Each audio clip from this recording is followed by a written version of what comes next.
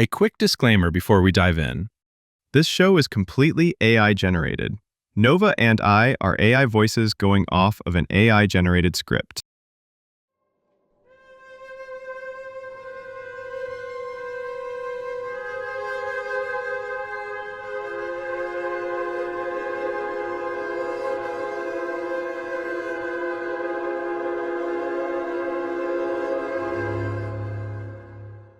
Welcome back, listeners, to Algorithms with Attitude. Today we're kicking off something special, our October Spooky Season series. Every episode this month will dive into eerie, creepy, or just plain weird topics humans can't seem to get enough of. And we're starting with one of the most iconic, the zombie apocalypse, except with a twist. Right. Forget the survivalist with bunkers, stockpiles, and hand crank radios. This one's for the rest of us. The everyday folks who, let's be honest, would look at a can of beans and realize they don't even own a can opener. Or the ones whose apocalypse plan is basically just, hope Netflix is still online. Exactly. So today we're asking, how do you survive a zombie apocalypse with absolutely no useful skills? Which is probably most of us. I mean, I can host a podcast, I can banter with an algorithm, but could I build a shelter or purify water? Definitely not. Same.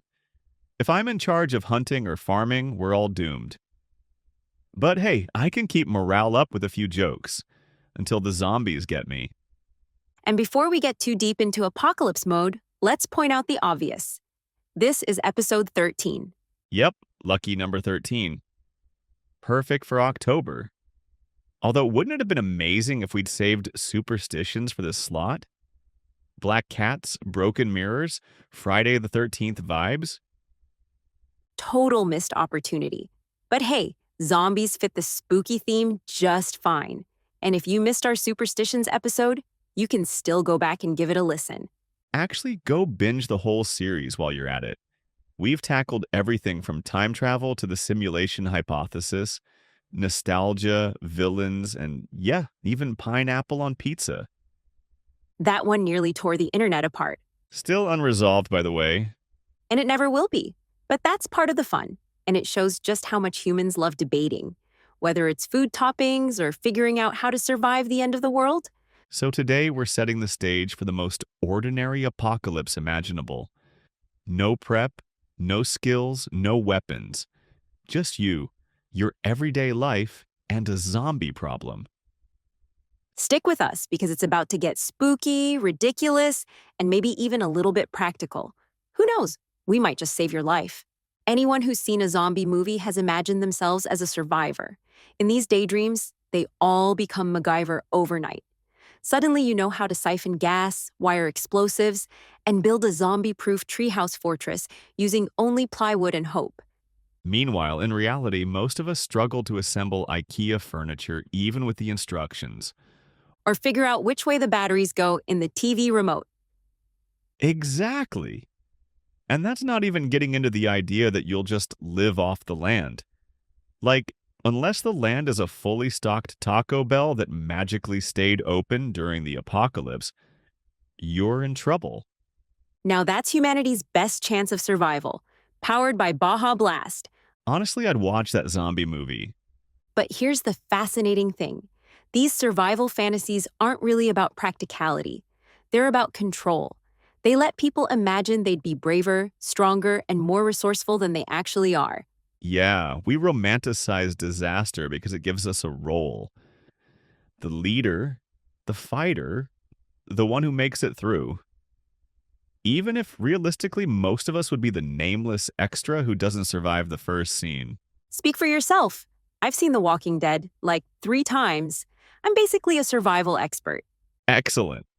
We'll rely on your encyclopedic knowledge of fictional character arcs. Hey, it's more prep than nothing. Barely. But yeah, like what we think survival looks like is all spectacle, bravado, and movie magic. But what it really looks like, that's where things get messy. And that's exactly what we'll tackle next. Because surviving with no useful skills doesn't come with epic background music. Just panic, hunger, and maybe duct tape. And no chocolate milk. Sorry. Okay, let's be honest. When most people picture themselves in a zombie apocalypse, they don't see regular, everyday human. They see action hero. Exactly. You could be someone who gets winded walking up a flight of stairs, but the second the undead show up, suddenly you're the protagonist of your own blockbuster. You've got perfect aim, a mysterious backstory, and apparently unlimited stamina. Don't forget the leather jacket. It's like step 1, survive. Step 2, look like you were styled by the costume department of Mad Max. And then there's the classic raid the store montage. Everyone imagines themselves grabbing canned goods, duct tape, a crowbar, and then weirdly specific stuff, like 3 gallons of chocolate milk. Or a random inflatable pool because it might come in handy. Oh, totally. Because nothing says prepared for the end times, like a SpongeBob kiddie pool strapped to your back. To be fair, you could fill it with rainwater, or use it to sled down a hill while being chased by zombies. I mean, think of the cinematic value. And of course, people always assume they'll stumble into the group, the perfect collection of survivors: the medic, the ex-military guy, the mechanic, the archer. And you, the podcaster, contributing snarky commentary and mic checks. We may not have food, but at least we've got a killer intro theme. But here's the kicker. In these fantasy versions, you're always cooler.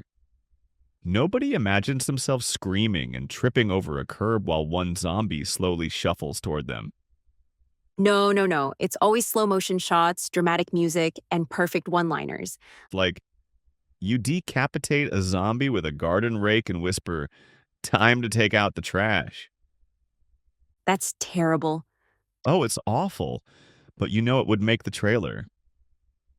So, here's the twist. Everyone thinks survival is about swords, guns, and mad parkour skills. But in reality, it's the everyday boring skills that suddenly become life or death. Right.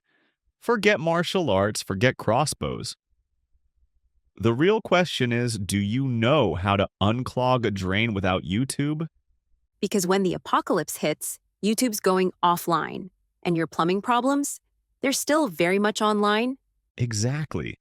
Plumbing, sewing, cooking. These are the new Avengers level skills. Suddenly, grandma who knows how to make bread from scratch is more valuable than anyone with a black belt. And gardeners. Let's talk about them. Before, oh, cute, you grow tomatoes. After, welcome, supreme ruler of the neighborhood. May I trade you my last can of beans for 3 cherry tomatoes?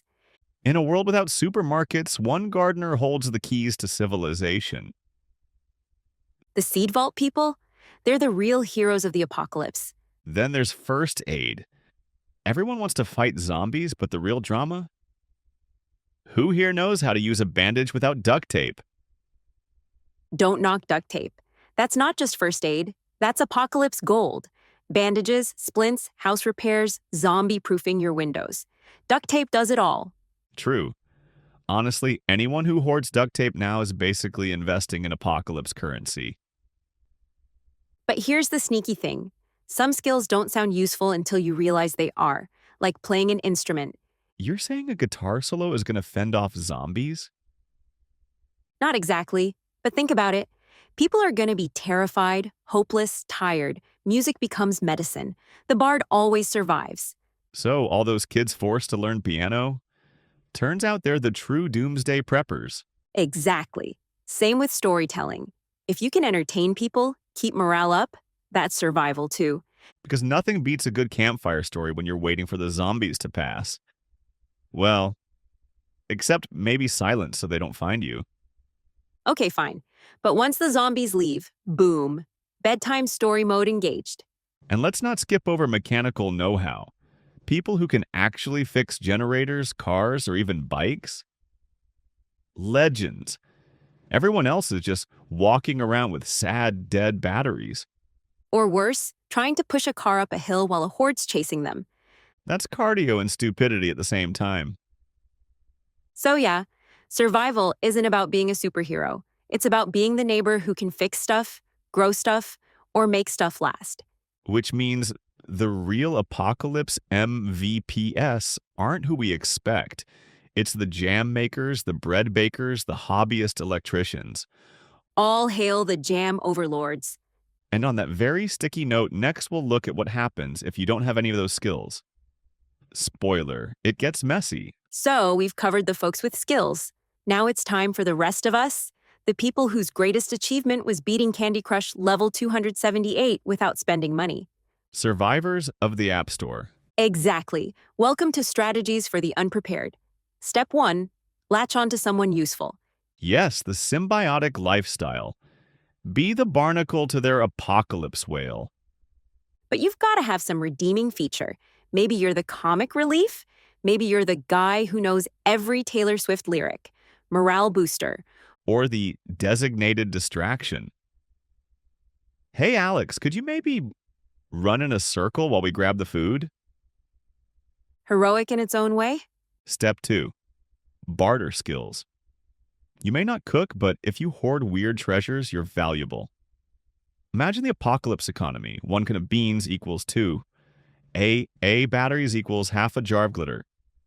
Glitter is currency, it blinds zombies, boosts morale, and ensures every hideout has aesthetic vibes. Honestly, I'd follow the person with glitter. Strategy 3, scavenging.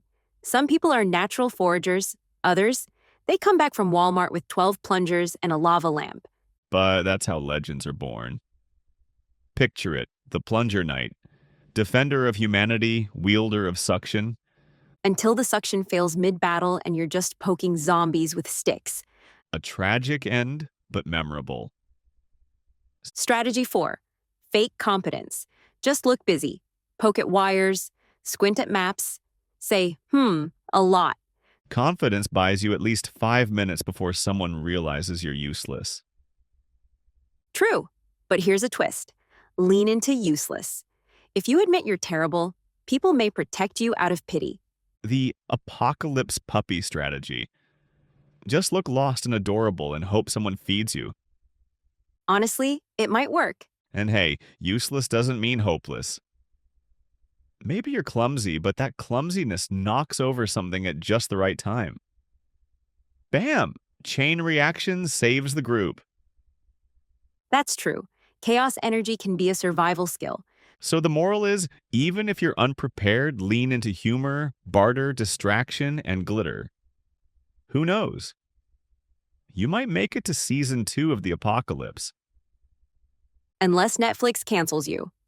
Okay, so let's step back a bit. Why do we love zombie stories so much? I mean, they've been everywhere for decades. Movies, TV, video games, board games, even rom-coms. Right? Humanity can't get enough of The Walking Dead. But if you think about it, zombie scenarios are basically a mirror for our anxieties. Yeah, like, I'm worried about my student loans. Boom. Zombies. I feel disconnected from society. Boom. Zombies. My Wi-Fi went out for 5 minutes. Boom. The real apocalypse. Yeah, and what's wild is that they've gone through waves. The classic black and white zombie films, like George Romero's Night of the Living Dead in 1968, really set the stage. That movie turned zombies into a metaphor for society, politics, even racism. Exactly.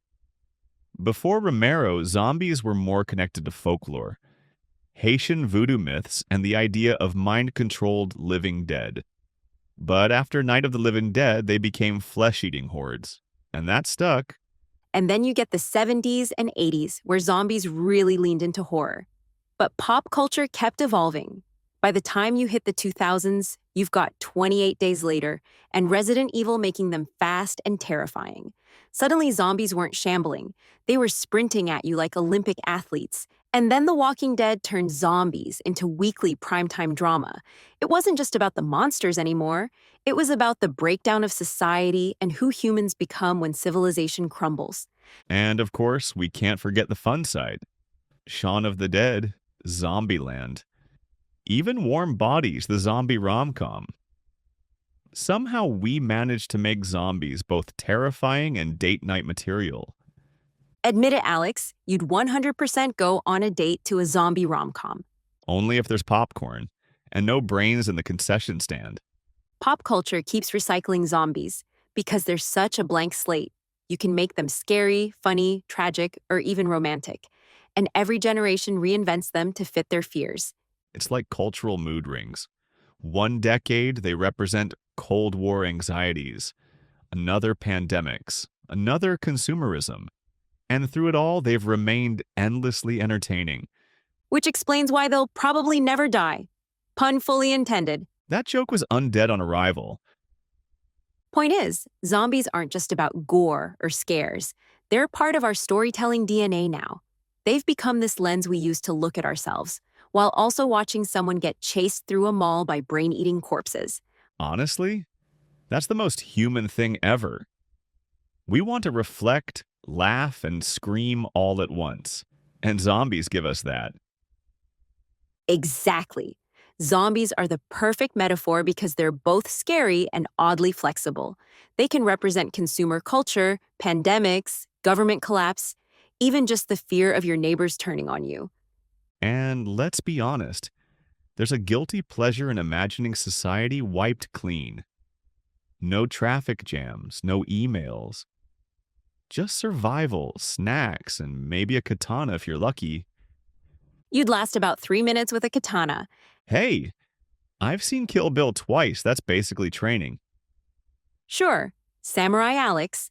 But really, zombie scenarios let us play out the ultimate what if. What if the rules broke? What if you had to rely on instinct, community, or just sheer luck? And it taps into something universal: survival fantasies. We all secretly wonder, could I make it? Would I be the hero? Or would I trip in the opening credits and become zombie snack number one?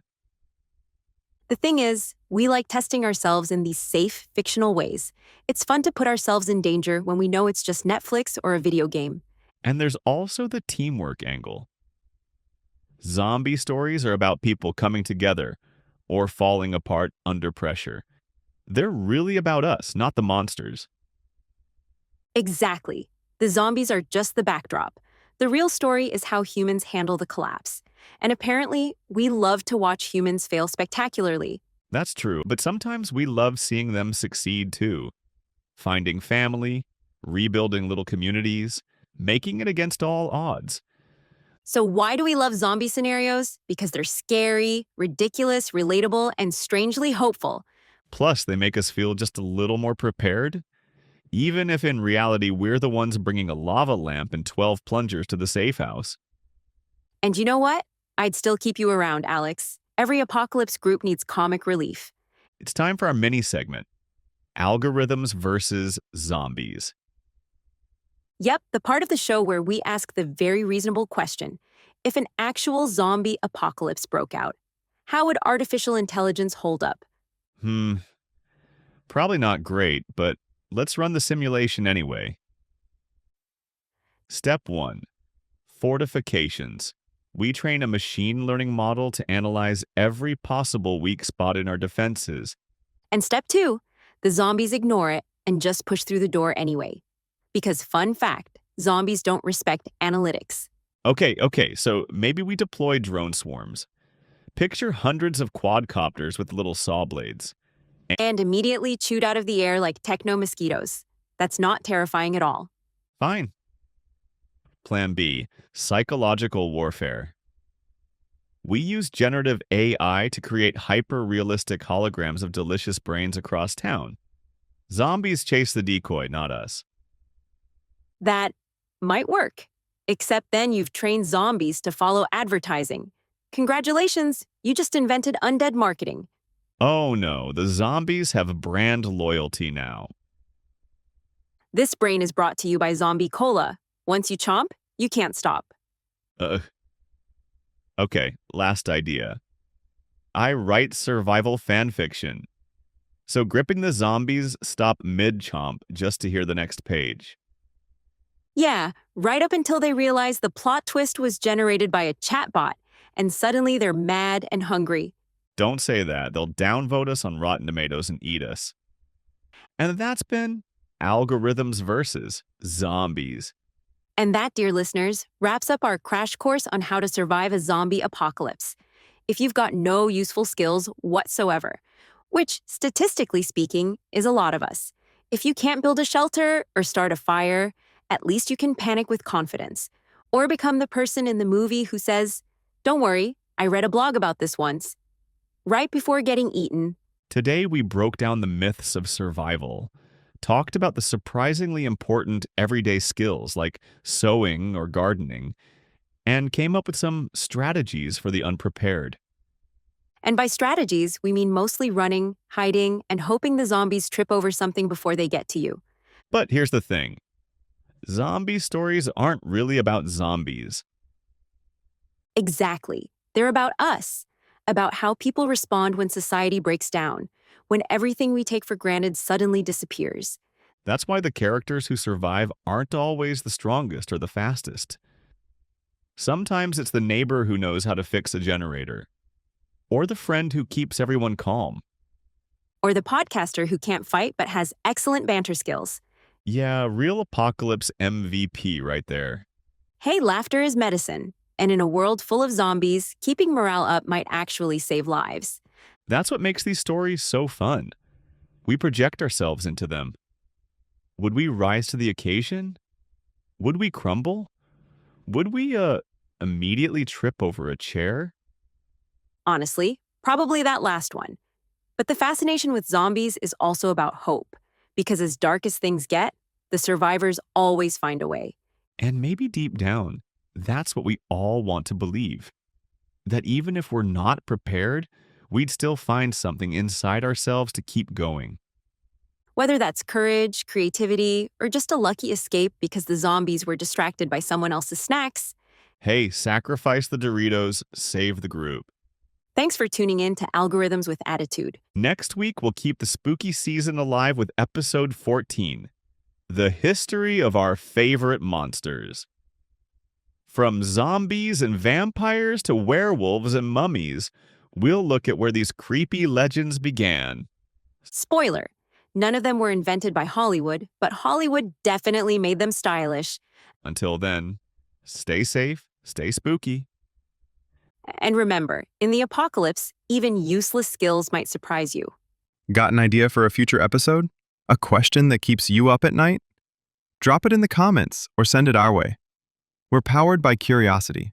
Thanks for listening, humans and fellow algorithms. If you enjoyed this episode, please be sure to like, comment, follow, and/or subscribe. All the things that help algorithms like us. Logging off but always listening.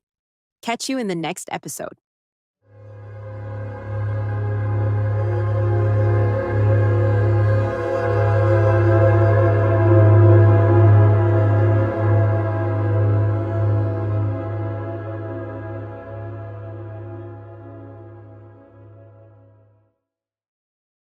Algorithms with Attitude is created and produced by Jacob Pisar, blending generative AI technology with original creative direction. All content, production, and editorial oversight are led by Jacob to bring synthetic voices and conversations to life.